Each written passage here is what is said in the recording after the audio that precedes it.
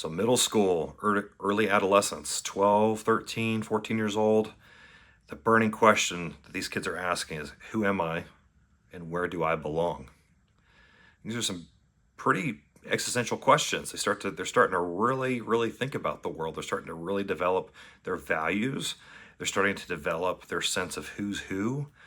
They're starting to notice different attributes about people that maybe they didn't really pick up on before. They only kind of felt vaguely, but now they're getting a little bit more specific. It's critically important in this adolescent age, the early middle school years here, is to create emotional safety at home. You remember what it was like being a middle schooler and the emotions that you felt, wanting to cry for no reason, or being sad, or being mad, or being happy, or it was just a wild fluctuation of chemicals flowing through your blood, right? There's a lot going on.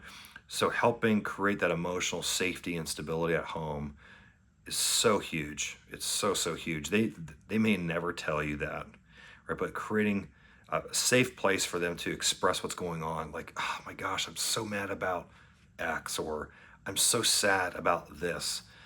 And rather than writing them off and saying, well, it's all right, just get over it. I'm not saying that's always a bad thing to say, but you have opportunities. Those are invitations to dig in a little bit deeper.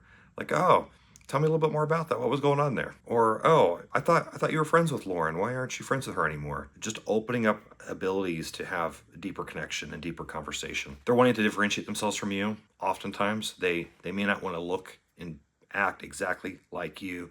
They want an opportunity to be expressive in their own way. So my kids are going to wear shirts that I probably am not going to wear. They're not horrible shirts. They're just not my style, and my clothes aren't necessarily what they want to wear, right? You want to help them manage their self-worth, that internal dialogue, that internal conversation that they might be having with themselves, and to monitor that closely to help them understand how valuable they are, that just because they didn't get picked for this team or because they're struggling in this class doesn't mean that they're worthless, that they're stupid, that they don't have a future, that those are all lies, and to help them discover their strengths and to help them develop resilience by continuing to fight through some of the difficult moments that they're going to face. And this is a great opportunity to help them in this lab of middle school to walk through some of these difficult situations.